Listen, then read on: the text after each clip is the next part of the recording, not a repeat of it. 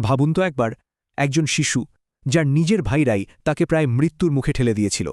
তাকে ফেলে দেওয়া হয়েছিল একটা অন্ধকার কুয়ায়, যেখানে সে ছিল একেবারে একা, অসহায়, পরিত্যক্ত। কিন্তু কি আশ্চর্য, সেই শিশুই একদিন হয়ে উঠবে এক বিশাল সাম্রাজ্যের সবচেয়ে ক্ষমতাশালী শাসকদের একজন। এটা কিন্তু কোনো সাধারণ গল্প না, এটা হজরত ইউসুফ আলাহের জীবনের বাস্তব ঘটনা। ছোটবেলা থেকেই ইউসুফ আলাইসালাম ছিলেন সবার চেয়ে একটু আলাদা। তার মধ্যে ছিল এক অদ্ভুত রকমের প্রশান্তি আর বিশেষ এক সৌন্দর্য। আর এই অবিশ্বাস্য জীবনকাহিনীর শুরু হয়েছিল একটা বিশেষ স্বপ্ন দিয়ে। একদিন তিনি তার বাবা হজরত ইয়াকুব আলাইসালামের কাছে এসে বললেন যে তিনি স্বপ্নে দেখেছেন 11টা তারা, সূর্য আর চাঁদ সবাই তাকে সিজদা করছে। ইয়াকুব এই কথা শুনে সঙ্গে সঙ্গেই বুঝতে পারলেন এটা কোনো সাধারণ স্বপ্ন না, এটা ভবিষ্যতের একটা বিরাট ইঙ্গিত। আর তাই তিনি সাথে সাথে ইউসুফকে সাবধান করে দিলেন, বললেন এই স্বপ্নের কথা যেন তার ভাইদের কানে না যায়, কারণ এটা তাদের মনে হিংসার আগুন জ্বালিয়ে দিতে পারে। কিন্তু ততদিনে হয়তো একটু দেরি হয়ে গিয়েছিল। ভাইদের মনে হিংসা আগে থেকেই দানা বেঁধেছিল। তাদের মাথায় একটাই প্রশ্ন ঘুরপাক খেত, বাবা কেন শুধু ইউসুফকেই আমাদের চেয়ে বেশি ভালোবাসেন? আর এই তীব্র হিংসাই কিন্তু পরবর্তী ভয়ঙ্কর ঘটনার জন্ম দিয়েছিল। সেই হিংসা ধীরে ধীরে ঘৃণায় রূপ নিল। আর একদিন তারা সবাই মিলে এক ভয়াবহ সিদ্ধান্ত নিয়ে ফেলল, ইউসুফকে তাদের জীবন থেকে সরিয়ে দিতে হবে। এটাই ছিল ইউসুফ আলাইহিসসালামের জীবনের প্রথম এবং সবচেয়ে কঠিন পরীক্ষাগুলোর একটা। তাদের পরিকল্পনা ছিল নিখুঁত। একদিন তারা বাবার কাছে এসে আবদার করল, আমরা ইউসুফকে নিয়ে খেলতে যেতে চাই। প্রথমে ইয়াকুব আলাইহিসসালাম রাজি হননি, কিন্তু তাদের অনেক জোড়াজুড়িতে শেষে অনুমতি দিলেন। আর সেদিনই তারা তাদের ভয়ঙ্কর পরিকল্পনা বাস্তবায়ন করল। ইউসুফকে একটা গভীর অন্ধকার কুয়ায় ফেলে দিল আর নিজেদের অপরাধ ঢাকার জন্য একটা মিথ্যা গল্প সাজিয়ে নিল। ভাইরা বাড়ি ফিরে একটা রক্তমাখা জামা দেখিয়ে কাঁদতে কাঁদতে বলল, একটা নেকড়ে ইউসুফকে খেয়ে ফেলেছে। কিন্তু ইয়াকুব আলাইহিসসালাম দেখেই বুঝেছিলেন এটা সত্যি না। তিনি কোনো হট্টগোল না করে সবর করলেন, কারণ তার বিশ্বাস ছিল একমাত্র আল্লাহর উপর। ওদিকে কুয়ার গভীরে যখন মনে হচ্ছিল সব আশা শেষ, ঠিক সেই মুহূর্তেই ভাগ্যের চাকা ঘুরতে শুরু করল। কূপের অন্ধকার থেকে শুরু হল ইউসুফ আলাইহিসসালামের জীবনের এক সম্পূর্ণ নতুন আর অনিশ্চিত অধ্যায়। একটা বাণিজ্যিক কাফেলা সেই কুয়ার পাশ দিয়ে যাচ্ছিল। তারা পানি তুলতে গিয়ে ইউসুফ আলাইহিসসালামকে খুঁজে পেল, কিন্তু দুঃখের বিষয় হল সেই মুক্তি ছিল খুবই অল্প সময়ের জন্য।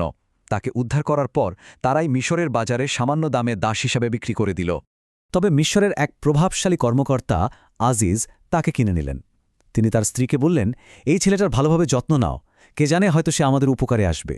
এই কথাগুলির জন্য ইউসুফ আলাইহিসসালামের জন্য আশার এক নতুন দরজা খুলে দিল। এরপর বেশ কয়েক বছর কেটে গেল।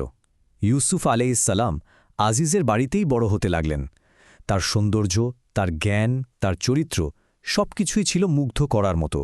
কিন্তু এই অসাধারণ গুণগুলোই একদিন তার জন্য এক বিরাট পরীক্ষা হয়ে দাঁড়াল। আজিজের স্ত্রী তার প্রতি দুর্বল হয়ে পড়ে এবং তাকে খারাপ কাজের জন্য প্রলুব্ধ করার চেষ্টা করে। সেটা ছিল এক ভয়ঙ্কর মুহূর্ত। কিন্তু ইউসুফ আলাইহিসসালাম এক মুহূর্ত দ্বিধা না করে বললেন, আমি আল্লাহর কাছে আশ্রয় চাই। তিনি সেখান থেকে পালানোর চেষ্টা করলেন, আর ঠিক তখনই তার জামা পেছন থেকে ছিঁড়ে গেল। পরে এই ছেঁড়া জামাটাই তার নির্দোষ হওয়ার সবচেয়ে বড় প্রমাণ হয়ে দাঁড়িয়েছিল।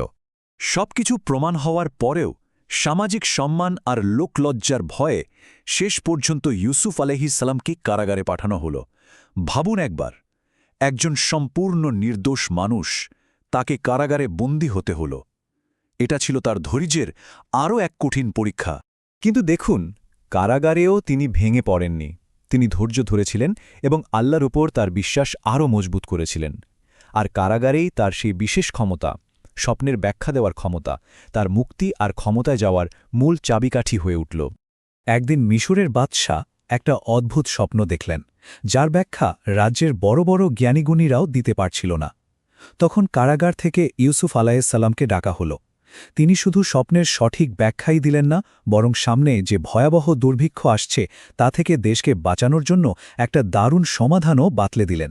শৈশবের সেই স্বপ্ন থেকে শুরু করে ভাইদের বিশ্বাসঘাতকতা, দাসত্ব আর অন্যায়ভাবে কারাবাস, এত কিছুর পর অবশেষে ক্ষমতার শীর্ষে আরোহণ। তার পুরো জীবনটাই ছিল বিশ্বাস আর ধৈর্যের এক অসাধারণ উপাখ্যান।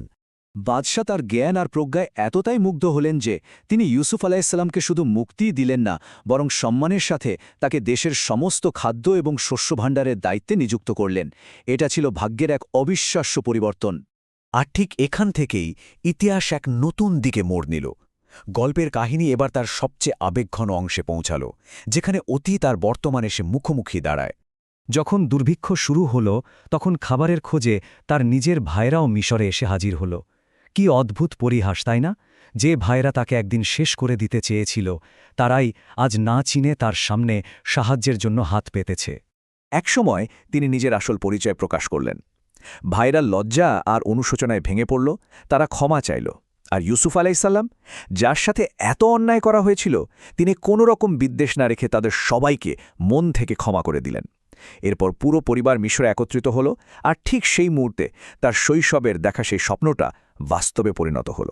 এই অসাধারণ কাহিনী আমাদের এটাই শেখায় যে অবিচার বা অন্যায় যত বড়ই হোক না কেন, ধৈর্য তার চেয়েও অনেক বেশি শক্তিশালী।